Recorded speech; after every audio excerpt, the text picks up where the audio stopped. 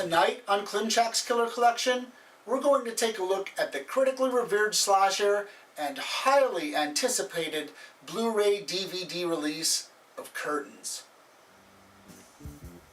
Curtains is another tax shelter film from Canada.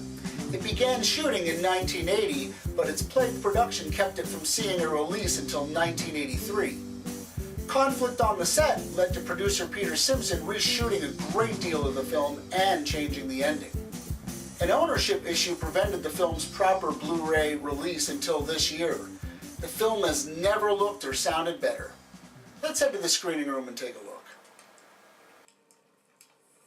Curtains may be a product of the post-Halloween slasher craze, but it contains virtually none of the established subgenre roles. Instead of babysitters or camp counselors in trouble, Curtains is about 6 actresses auditioning for the same role in the same house on the same weekend for the same director at the same time. This time, he's gone too far. I am off to a casting session. What kind of an audition is that? The guy invites 6 women up to his house and calls it work. The murder sequences in Curtains are tame in comparison to its contemporaries, but it excels in the area of photography and atmosphere. The now iconic skating sequence doesn't need to be believable. It just needs to be sellable.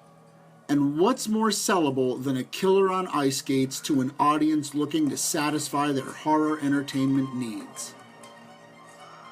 Curtains succeeds where many others have failed because, while ambitious for a low-budget shoot, it never tries to be anything more than what it is, and somehow it manages to retain a uniqueness absent in many slasher films.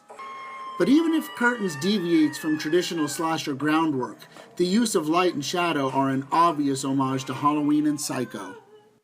And it's not completely fair to the film or to the viewer to kick Curtains into the slasher bin, because it's a little less contrived.